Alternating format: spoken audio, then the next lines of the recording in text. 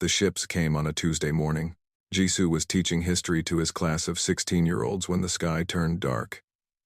At first, he thought it was a storm. Then the windows shook, and the students screamed, and he looked up to see something that should not exist. A massive ship, black as night and bigger than the entire city, hung in the air above Seoul. It made no sound. It just floated there, blocking out the sun like a giant metal cloud. Jisoo had been a soldier once. He had fought in places he never talked about.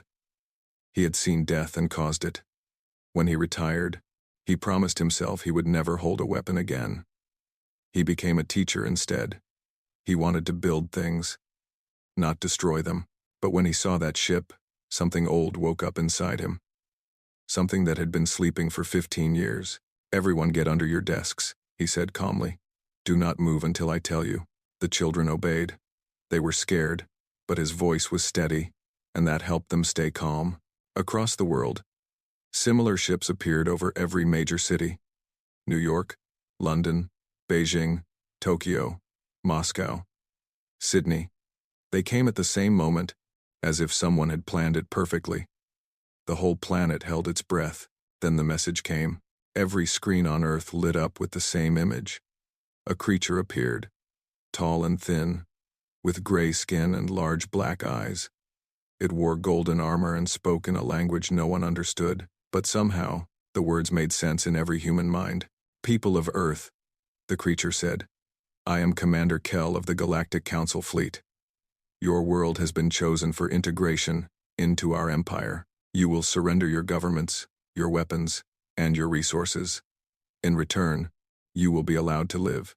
Resistance will result in extinction. You have 6 hours to comply." The message ended. The screens went black. For a moment, the world was silent. Then chaos erupted. In her laboratory deep underground, a young woman named Hana stared at her equipment. She was an aerospace engineer, one of the best in the country. She had spent her life dreaming of space travel, of meeting other intelligent beings. Now those beings had arrived, and they wanted to enslave humanity. "No," she whispered. Then louder. "No." She began working immediately. Her instruments had detected strange signals from the ships. Alien technology ran on principles she did not understand.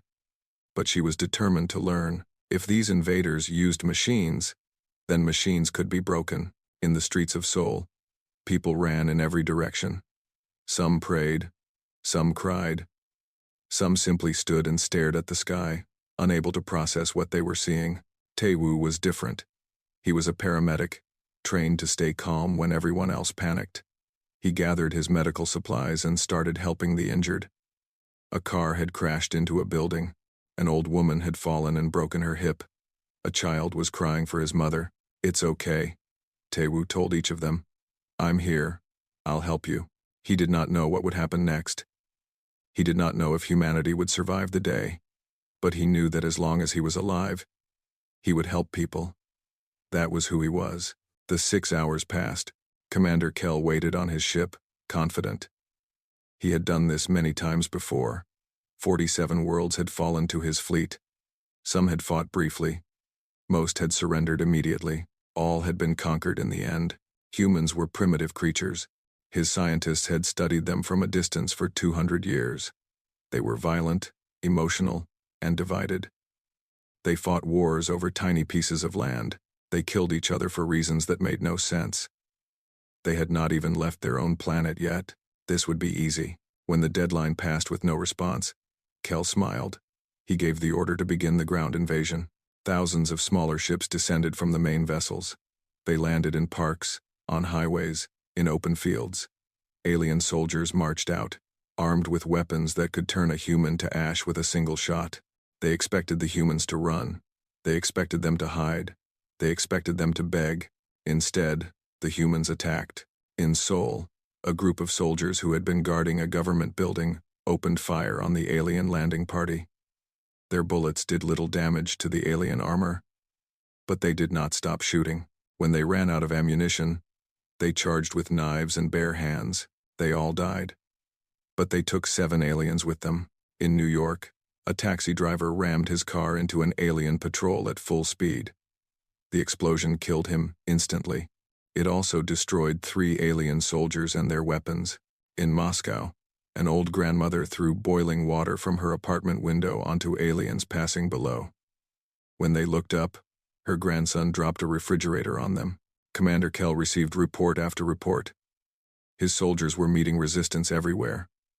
Not organized military resistance, his ships had destroyed most military bases in the first hour. This was something else. Ordinary people were attacking his troops with whatever they had. Kitchen knives, farming tools, rocks, their own bodies. It made no sense.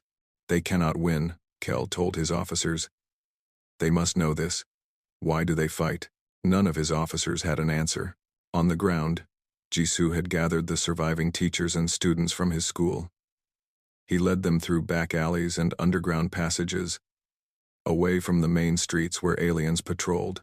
His military training returned to him like a language he had never really forgotten. They reached a community center where other survivors had gathered. People were scared and confused. They looked at Jisoo with desperate eyes, hoping someone would tell them what to do.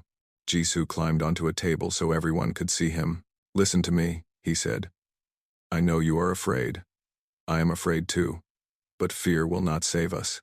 These creatures think we are weak. They think we will surrender. They think wrong." He looked at the faces around him. Young and old, men and women, rich and poor, all of them human, all of them his people. "We did not ask for this war," Jisoo continued. "But it has come to us anyway. And we have a choice. We can lie down and die, or we can stand up and fight. I know what I choose.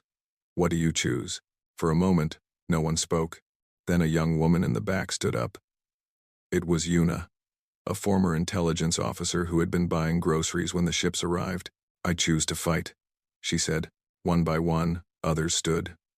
Old men, young mothers, teenagers, even children. "I choose to fight. I choose to fight. I choose to fight." Outside, the alien ships hummed with power. Their soldiers marched through empty streets, believing they had already won. They had no idea what was coming. The invasion had begun. But so had the resistance. 3 weeks had passed since the invasion began. Commander Kell stood on his ship and stared at the reports in disbelief. Nothing made sense anymore. His army had conquered 47 worlds. On each of those worlds, the pattern was the same. The natives resisted for a few days, realized they could not win, and surrendered. The conquest was always complete within 2 weeks. On Earth, his losses were growing every day. The Galactic Council had given him detailed information about humans before the invasion. They were weak creatures with soft bodies and short lives. They needed to eat 3 times a day. They could only survive in a narrow range of temperatures. They died from injuries that other species would simply walk off. What the reports did not mention was that humans had evolved as persistence hunters. Their ancestors had chased prey across great distances, not because they were faster, but because they never stopped. They would follow an animal for hours, for days, until it collapsed from exhaustion. Then, they would kill it. This hunting strategy had shaped everything about humans. Their bodies could run for incredibly long distances. Their minds could focus on a goal for years without giving up. They could ignore pain, ignore hunger, ignore fear, and keep moving forward.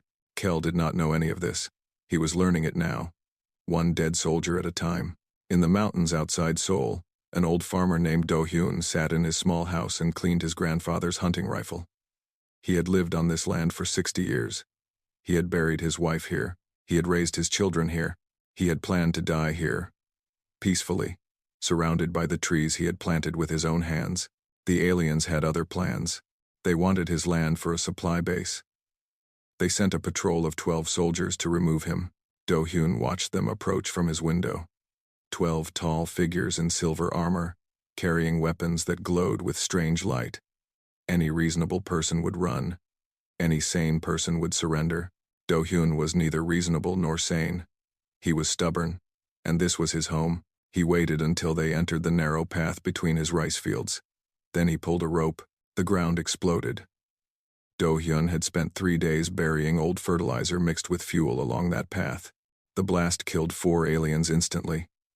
The survivors stumbled, confused, their sensors blinded by dust and fire. Do-hyun shot 2 more with his rifle before they could recover. Then he ran into the forest. He knew every tree, every rock, every hidden cave on this mountain. The aliens did not. They chased him for 6 hours. One by one, they fell. Traps in the ground, falling rocks. Once, Do-hyun dropped from a tree onto an alien's back and drove a knife through the gap in its armor. When the sun set, only one alien remained. It was injured and afraid. It tried to call for help, but Do-hyun had already destroyed its communication device. The old farmer walked out of the shadows. He was bleeding from a dozen wounds. His left arm was broken. He could barely stand, but he was still alive. And the alien was not. Stories like this spread across the planet. Humans shared them through secret networks, through whispered messages, through notes passed from hand to hand. Every small victory became a legend. Every act of defiance became proof that the aliens could be beaten. Yuna had built this network. Before the invasion, she had worked for the government, analyzing information and finding patterns. Now she used those skills to connect resistance groups across the world. She could not use the internet. The aliens monitored everything electronic. Instead, she used older methods. Radio signals on frequencies the aliens ignored. Messengers who traveled on foot or bicycle. Coded messages hidden in ordinary conversations. "We need to think different," she told her team. "The aliens have better technology, but they don't understand us. That's our advantage." She was right. The aliens had studied humanity from space for centuries. They had watched human cities grow. They had listened to human radio broadcasts. They had analyzed human language and culture, but they had never actually met a human. They had never looked into human eyes and seen what lived there. They did not understand that humans were not simply intelligent animals. Humans were something else entirely. Tae-woo discovered this one night in the ruins of a hospital. He had been treating wounded resistance fighters in a basement when an alien patrol found them. The aliens burst through the door, weapons ready. Tae-woo's patients were too injured to fight. There was nowhere to run. Tae-woo grabbed a surgical knife and stood in front of his patients. He knew he was going to die. The knife would do nothing against alien armor, but he would not let them take his people without a fight. The lead alien paused. It studied Tae-woo with its large black eyes, trying to understand what it was seeing. This small, weak creature was clearly outmatched. It had no chance of survival. Why was it not running? Why was it not begging? For the first time, the alien felt something strange. A cold sensation in its stomach. A quickening of its hearts. It did not recognize the feeling. It was fear. Tae-woo saw the hesitation. He saw something change in the alien's posture. And in that moment, he understood something important. They could be scared. He smiled. It was not a friendly smile. It was the smile of a predator who had found weakness in its prey. "Come on then," he said quietly. "Let's see what you're made of." The alien turned and ran. Tae-woo stood there, knife still raised, surrounded by wounded fighters who could not believe what they had just witnessed. An alien soldier, armed with advanced weapons and protected by superior armor, had run away from a single unarmed human with a kitchen knife. Word of this spread through the resistance like fire. Humans were not just fighting back. They were winning. In her underground laboratory, Hana worked without sleep. She had captured pieces of alien technology, a broken weapon here, a damaged communication device there. Each piece taught her something new. The aliens used energy in ways humans had never imagined. Their weapons drew power from a central source, transmitted wirelessly across vast distances. Their ships, their armor, their tools, everything connected to this network. It's like they have one big battery for everything. Hana explained to Jisoo when he visited. If we could find that battery and turn it off, their whole army goes dark. Jisoo finished. Hana nodded. I need more time and more samples, but I think I can do it. Jisoo looked at the young engineer. She was exhausted. Her eyes were red from lack of sleep. Her hands shook slightly from too much coffee, but her spirit was unbroken. How long? He asked. Weeks. maybe months. I'm trying to understand technology that took them thousands of years to develop. You'll do it, Jisoo said. I believe in you. Hana smiled weakly. Everyone keeps saying that. I hope I don't disappoint them. You won't. Above them, Commander Kell looked at his latest casualty reports. He had lost 2,000 soldiers in 3 weeks. On other worlds, that number would have been 0. He opened a communication channel to the Galactic Council. For the first time in his career, he asked for reinforcements, and for the first time in Galactic Council history, the reinforcements asked to be assigned elsewhere. The humans were not just fighting. They were learning, adapting, getting stronger. And the aliens were starting to realize that they had made a terrible mistake. The Galactic Council met in a great hall that had existed for 10,000 years. Representatives from 200 species sat in a circle, watching images from Earth play on a massive screen. What they saw disturbed them deeply. A human soldier, his legs destroyed by an alien weapon, crawled across a battlefield to throw a grenade into an enemy position. A woman stood in front of an alien tank, refusing to move, buying time for children to escape behind her. An old man loaded bombs into a small aircraft and flew it directly into a landing ship, destroying both. They are killing themselves, one council member said, confused. Why do they not surrender? No one had an answer. These behaviors made no sense to any species in the galaxy. When a battle was lost, intelligent beings retreated. When a war was lost, they negotiated. Death was something to be avoided, not embraced. Then a door opened, and a small figure walked into the chamber. She was thin and gray-skinned, dressed in simple clothes rather than the formal robes of council members. Her name was Sira, and she was an anthropologist, a scientist who studied other species. I can explain, she said. The council turned to look at her. Sarah had spent 20 years studying humans up close. She had lived among them in disguise, walking their streets, reading their books, watching their entertainment. The council had ignored her reports for decades. Now they were finally willing to listen. Show us, the council leader said. Sira walked to the center of the chamber. The screen behind her changed to show a timeline of human history. Humans evolved on a dangerous world, she began. Their planet has extreme temperatures, violent weather, poisonous creatures, and natural disasters. Just surviving there required incredible strength and determination. Images appeared. Hurricanes, earthquakes, volcanic eruptions, floods. The council members watched with growing unease. Most civilized species came from gentle worlds. Earth looked like a nightmare, but the planet was not their greatest enemy, Sira continued. Humans were their own greatest enemy. They fought each other constantly, for land, for resources, for ideas, for reasons that sometimes made no sense at all. The screen showed human wars throughout history. Ancient battles with swords and spears, medieval sieges, modern conflicts with tanks and aircraft. The scale of destruction was shocking. In the last century alone, they had 2 great wars that killed over 100 million of their own kind, Sira said. And yet, they did not destroy themselves. They rebuilt. They advanced. They became stronger. A council member raised a hand. This makes no sense. A species that violent should have gone extinct long ago. Sarah nodded. That is what I thought too. At first. But I was wrong. Violence did not weaken humans. It made them better at survival. Every war taught them new tactics, new technologies, new ways to endure suffering. They became the most adaptable species I have ever studied. She changed the image to show human achievements. Hospitals, universities, space stations, networks of computers spanning the globe. When humans are not fighting, they build, they create, they dream. They landed on their own moon using technology less advanced than your children's toys.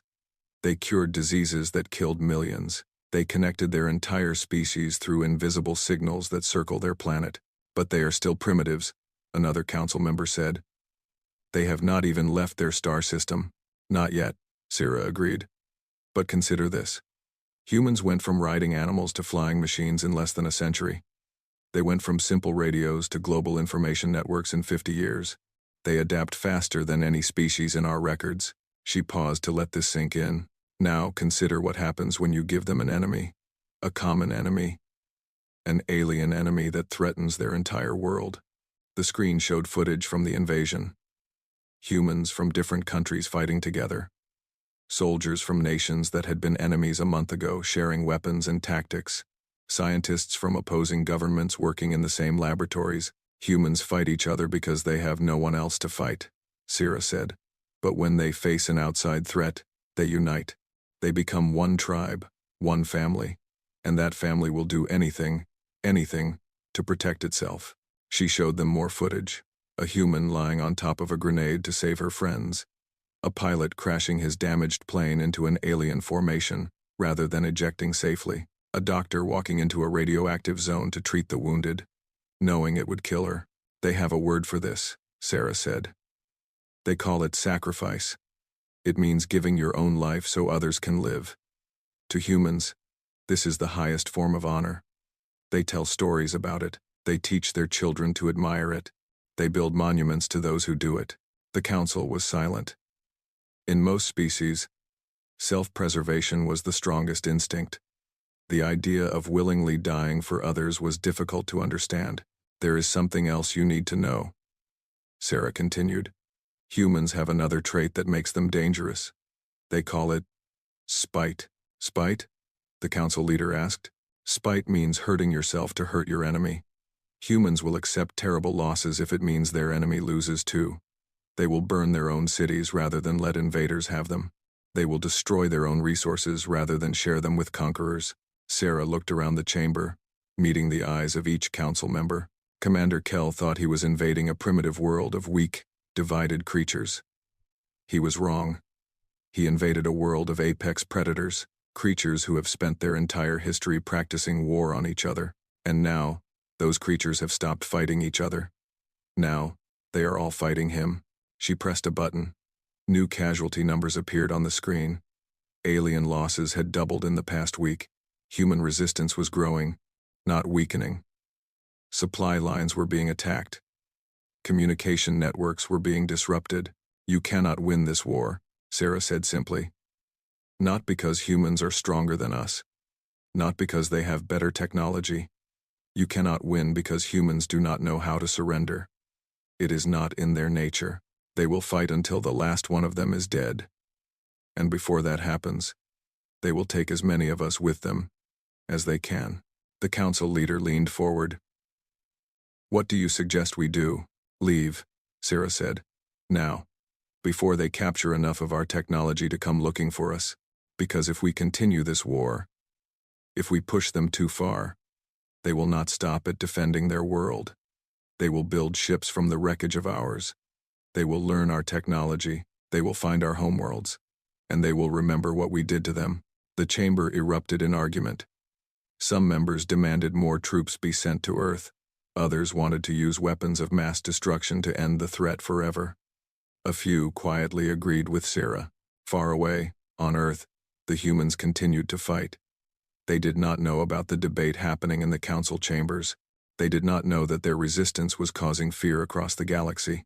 They only knew that their world was in danger, and they would do whatever it took to save it. In her laboratory, Hannah finally completed her work. She had cracked the alien communication codes. She had mapped their energy network. And she had found their weakness. She picked up a radio and called Jisoo. I'm ready, she said. Tell everyone to prepare. We're going to turn off their lights. The next phase of the war was about to begin. Hannah stood before a room full of resistance leaders. Maps covered the walls. Computers hummed with stolen power. Everyone was tired, injured, and hungry. But their eyes were bright with hope because Hannah had given them something they had not had in weeks, a chance. Their entire army runs on one power network, Hannah explained. Every weapon, every vehicle, every ship, they all draw energy from the same source. The main ships above our cities act as distribution points. Cut the connection, and their technology becomes useless. Jisoo studied the diagrams. How do we cut the connection? A virus, Hannah said. Not a computer virus. A frequency disruption. I've designed a signal that will interfere with their energy transmission. It will spread through their network like a disease, shutting down everything it touches. How do we deliver it? That's the problem. Hana pointed to a map showing alien positions across the globe. We need to broadcast the signal from at least 30 locations simultaneously. If we miss any, the remaining ships can compensate and keep the network running. It has to be everywhere. At the same moment, Yuna stepped forward. She had spent weeks building a communication network that spanned continents. If anyone could coordinate a global attack, it was her. I can do it, she said. Give me 3 days. I'll have teams in every location, ready to move on your signal. Jisoo nodded. Then we have a plan. But understand, this is not just about the virus. When their weapons stop working, we need to attack immediately. Before they can repair anything, before they can adapt. He looked around the room at the leaders who had gathered from every corner of the world. Soldiers, farmers, students, teachers, people who had never imagined they would be fighting an alien army. This will be the biggest coordinated attack in human history, Jisoo said. And many of us will not survive it. But if we succeed, our children will live free. That is what we fight for. That is why we sacrifice. No one spoke. No one needed to. They all understood. 3 days later, the world held its breath. Yuna sat in a basement in Seoul, surrounded by radio equipment and handwritten notes. She had teams in 32 locations, abandoned buildings, hidden caves, ships at sea, even a small aircraft that would fly above the clouds. Each team had one of Hana's signal devices. Each team was waiting for her command. She checked her watch. Midnight, Korean time. The moment they had chosen, she picked up her radio and spoke a single word. Now, across the planet, 32 devices activated at exactly the same moment. The disruption signal exploded through the alien network like fire through dry grass. On his command ship, Commander Kell felt the floor shake beneath him. Alarms screamed. Lights flickered. Officers shouted reports that made no sense. Main power failing. Weapons offline. Navigation systems down. Kell grabbed a console to steady himself. What is happening? Unknown signal in our network, Commander. It's spreading too fast. We cannot stop it. Outside, alien soldiers watched their weapons go dark. The glowing blue light that powered everything faded and died. Vehicles stopped moving. Communication devices fell silent. Armor that had shrugged off bullets became simple metal. For the first time since they landed, the aliens were helpless. And then the humans attacked. They came from everywhere. From underground tunnels, from hidden basements, from the mountains and forests where they had been waiting. They carried every weapon they could find: military rifles, hunting guns, knives, clubs, stones. It did not matter. The aliens could not fight back. Jisoo led the assault on the main landing zone in Seoul. 3,000 humans charged across open ground toward the alien base. Normally, they would have been slaughtered by alien weapons before they got halfway. Tonight, those weapons were silent. The aliens tried to fight with their bare hands. They were taller than humans, stronger in some ways, but they had never learned to fight without technology. Their training assumed they would always have superior weapons. Humans had no such assumptions. Humans had been fighting with their hands since before they could walk upright. The battle was brutal and bloody. Humans died by the hundreds. But they kept coming, wave after wave, overwhelming the aliens through sheer numbers and fury. In the mountains, old Do-hyun held his position at a narrow pass. The aliens were trying to retreat, to escape into the wilderness where they might hide until their technology recovered. Do-hyun would not let them pass. He stood alone with his hunting rifle and a bag of homemade explosives. His wounds from the earlier battles had never fully healed. He knew he would not survive this night. He had made peace with that. The first group of aliens came running up the path. Do-hyun shot 3 before they even saw him. The others scattered, trying to find cover. But Do-hyun knew this mountain, like he knew his own hands. There was no cover they could find that he could not reach. He fought for hours. When his rifle ran out of ammunition, he used the explosives. When the explosives were gone, he used rocks in his bare hands. The aliens could not believe what they were seeing. One old human, barely able to stand, holding back an entire retreat. By dawn, 47 aliens lay dead on that mountain path. Do-hyun sat against a rock, breathing his last breaths. A young resistance fighter found him as the sun rose. "Sir," the young man said, tears in his eyes. "Sir, we won. Seoul is free. They're surrendering all over the world." Do-hyun smiled. It was a peaceful smile, the smile of a man who had done what he needed to do. "Good," he whispered. Tell them the farmer says hello." He closed his eyes and did not open them again. His story would be told for generations. On the command ship, Kel watched the reports come in. Base after base falling.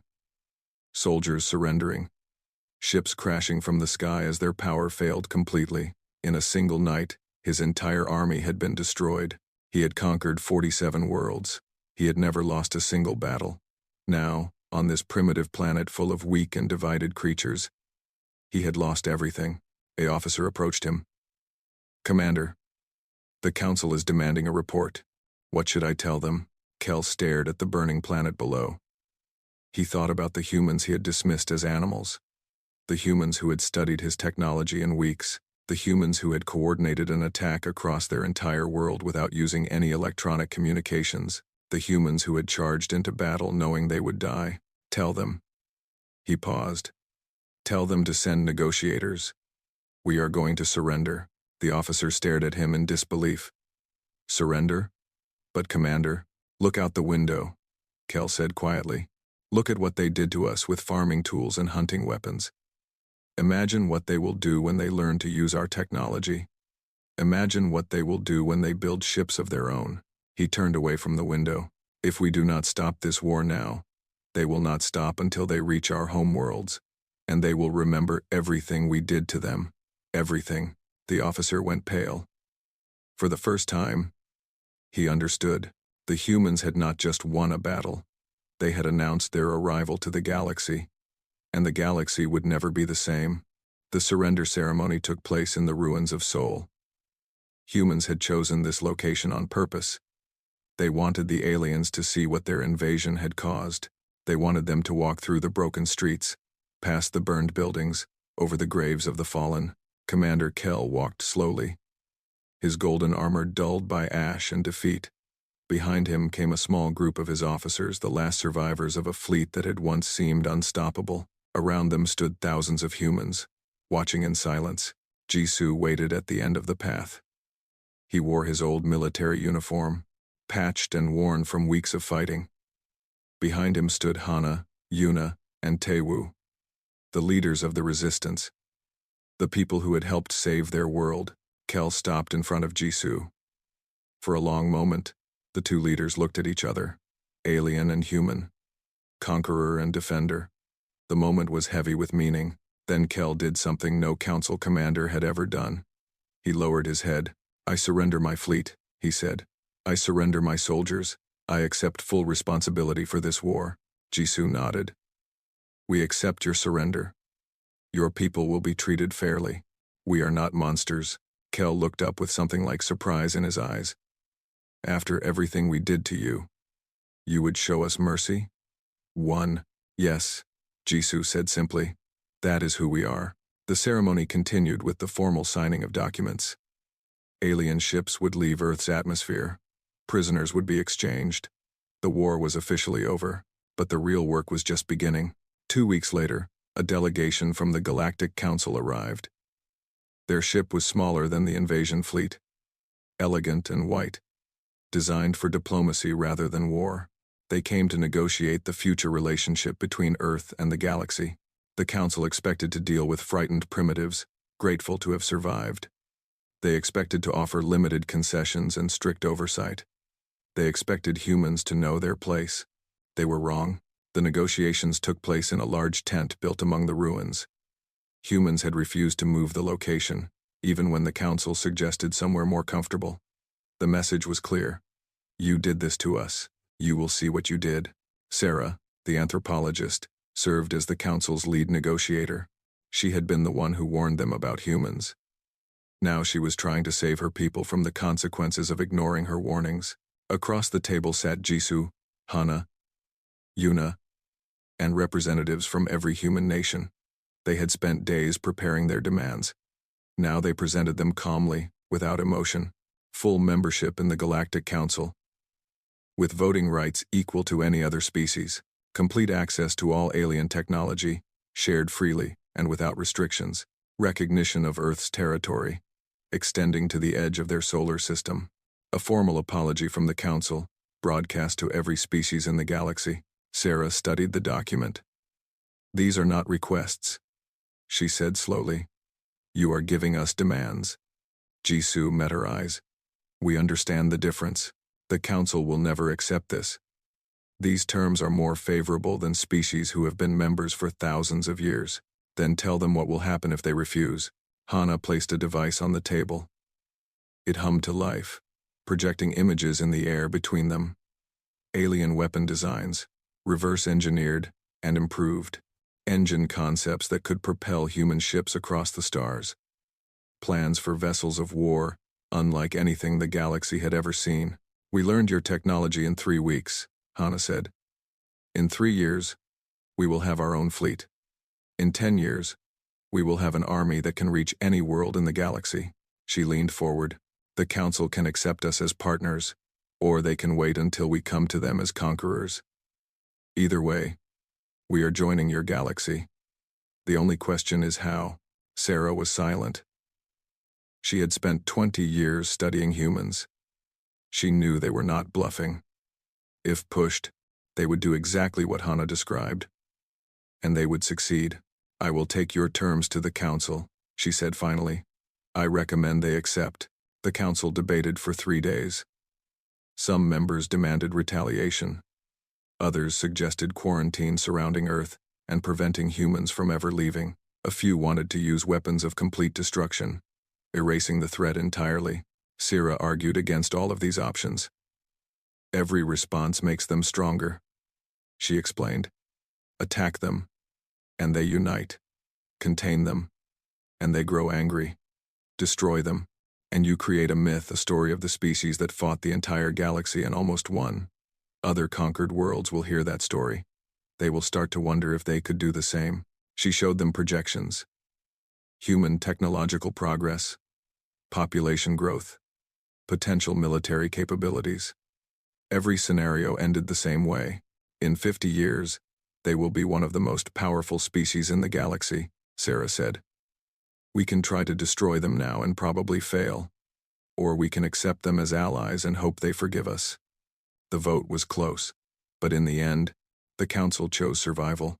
Earth became the newest member of the Galactic Council. Humanity received everything they had, demanded technology, recognition, respect. Within a decade, human ships were traveling to distant stars, human ambassadors sat in alien councils, human soldiers trained with species that had once tried to enslave them, and the galaxy watched, amazed and frightened, as these strange creatures from a dangerous world took their place among the stars.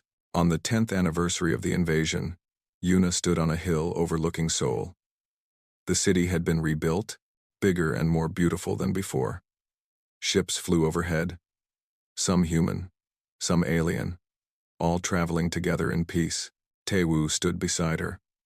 He had become the director of a massive hospital network that served humans and aliens alike.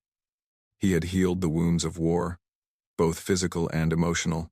Hana was there too, now the head of Earth's Technology Council. She had taken alien science and pushed it further than its creators ever imagined. Humans were no longer learning from the galaxy, they were teaching it. Jisoo came last. He walked slowly, supported by a cane. The years of fighting had taken their toll. But his eyes were still bright, still fierce. "We made it," Yuna said softly. "We actually made it." "Was there ever any doubt?" Taewoo asked with a small smile. "Plenty," Jisoo admitted. "But doubt never stopped us. Nothing ever stops us." That's what they never understood. They stood in silence, watching the sun set over their world, the world they had saved, the world they had rebuilt, the world that would now carry humanity to the stars. Somewhere in the Council archives, Syrah's original reports were now required reading for every diplomat and military commander. They were titled, "Human Nature, a Warning." Every young officer studied them before any mission. The reports ended with a simple conclusion that had become famous across the galaxy. Do not threaten their families. Do not attack their homes. Do not underestimate their anger or their love. They are not the strongest species. They are not the smartest species, but they are the most dangerous because they will never, ever, ever give up. The stars shone above Earth, bright and infinite.